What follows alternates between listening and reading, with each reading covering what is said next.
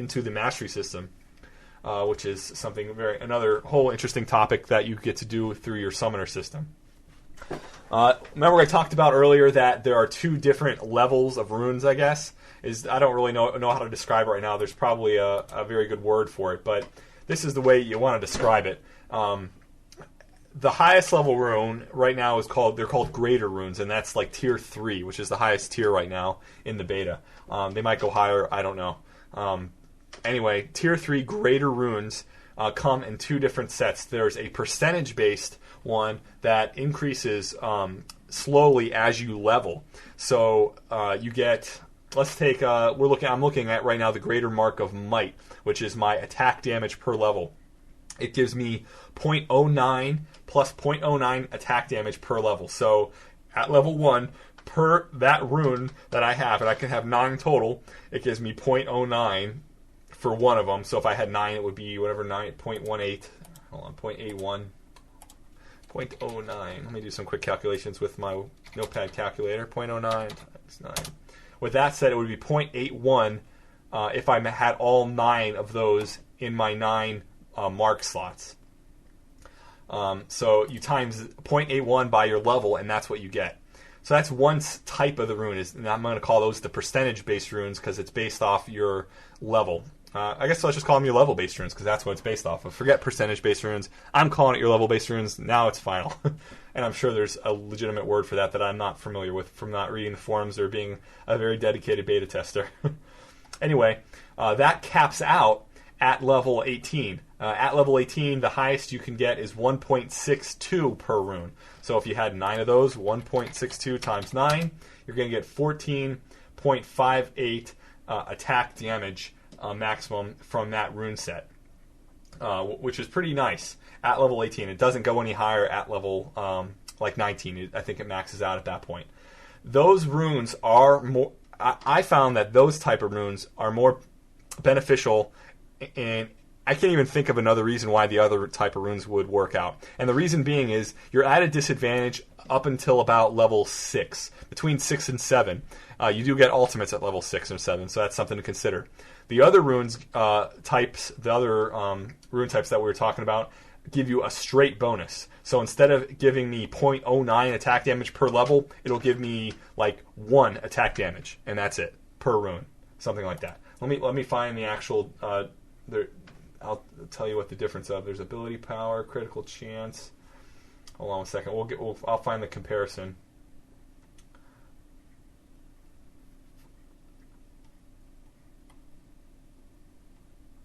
Hopefully I can find it real quick. Sorry, I don't have it all in front of me. I'm kind of looking at it all at one. Ability force is what I have. All right, well, let's take this. This is ability power, so this would be more beneficial to get if I was doing the glyphs, which are the blue ones, but I have them here in the red. Like I said, it's a lot weaker than it would be before, but I can look at 2 of them and compare them to you right now in this audio here. So it's greater mark of force, and this gives me 0.06 ability power per level, maxes out at 1.08 at champion level 18. So that is how that works. Or I could get 0.36 ability power flat. I get 0.36 right off the bat. So that's 0.36 minus 0.06. 0.3. You get, right off the bat, you get 0.3 per rune more ability power, and it doesn't ever increase. It just stays at that. So as the game levels, you don't get any better. Anyway, I can see the reason behind that is you could get a lot better stats early on. Again, only to level 6, and this is a game where heroes could go up to level 25. So there's no point to getting anything higher. Actually, is that true? Do they go up to level 25? I don't want to misspeak or misspoke. A lot of my games end between level 25, and I probably just shot myself in the foot because I don't know the answer off the top of my head. It's either 18 or 25. I'll have to look it up at some other time, but not now. So that's how that works.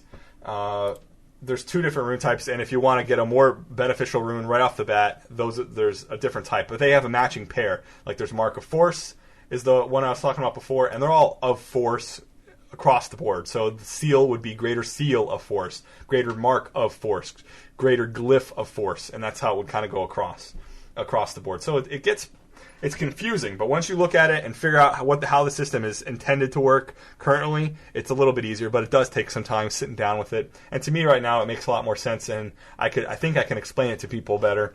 So that's why I wanted to spend a good bit of time on the rune, because that's pretty much what I've been spending all my time on the last few weeks, is learning this rune system.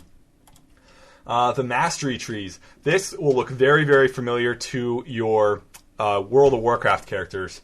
Anyone that plays WoW or any of those similar type games that have talent systems, this looks exactly like WoW talents. It's very, very similar. Basically, as you play more games, you get more points, mastery points, that you can spend in different talent trees. There's an offense tree, a defense tree, and a utility tree. And based on where you put your points and where you assign them, get you certain abilities during the game. These are certain bonuses to summoner abilities, or just general bonuses to the heroes or the champions that you're going to be playing, things like that. So depending on what type of hero that you play, you might want to switch this around. Currently, you can just return the points with no negative effects, and I'm pretty sure that's how they're going to keep it for the next game. It's a little bit frustrating. If I wanted to switch from someone who was really good in the crits, let's take our two heroes that we've been talking about, Ashe. If I was going to play Ashe, I'd probably want to put a lot of points into the offense tree, so I could get things like, let's look down further. There's brute force, which requires 12 points. Again, progressive as you keep going down, and this increases my champion's attack damage by 1. So if I was playing somebody where I'd want more attack damage, I'd want to put more points so I could get brute force. There's other abilities like lethality that increases critical strike damage by 3.33%. You can put 3 points into that, so it's probably almost by 10%, I would assume, later on. And the end of the offense tree says it's called Havoc. Increases your base damage and magic damage by 5%, and you can put 1 point into that. So at the end of the tree, there's some bigger bonuses. Again, if I was playing someone like that, I'd maybe want to put a lot more points in the offense. And with the rune system, I can just quickly switch between 3 pages of saved runes that I've been spending time working on, just if I want to play a different hero. You assign all this while the game's being created, while you're in the game and picking your heroes. You pick your hero, or you pick your champion. You pick your rune page that you want.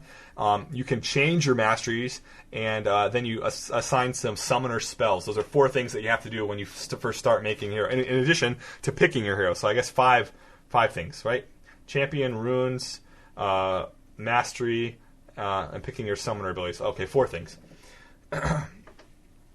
But if you were going to play, let's go back to the mastery tree, like a very tank-like hero, for instance, you might want to get a lot of things in the defense tree. Again, increasing your armor, giving things like the end of the defense tree is called tenacity.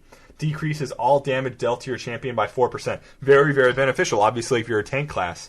And even if you're not, if you wanted to, and that's what's kind of cool about this game, you could have an Ashe, someone who's very much known for being a damage hero, and kind of throw people for a loop when you max out your defense tree. And all of a sudden, you're a very, very hard target to kill. You might not be as effective at killing people, but you might throw them for a loop because maybe you maxed out all your vitality through the rune systems, and then maybe you went in the defense tree with your masteries. Lots of unique customizations throughout the game. Excuse me one more second. Take a swig of my drink. Excuse me. Thank you very much. So that's how it works. Lots of user customization. No one hero is the same. The way I kind of arrange this or think about it in terms of Dota, and I like to bring things back to something that's familiar so I can explain this to you guys a little bit better. In Dota, you might have someone who plays a hero a certain way and maybe doesn't go certain abilities or gets maybe odd or strange items for that hero, and is very, very effective doing that way because that's just their play style. Maybe they get, instead of going, let me think of a good example. I can't think of anything right now.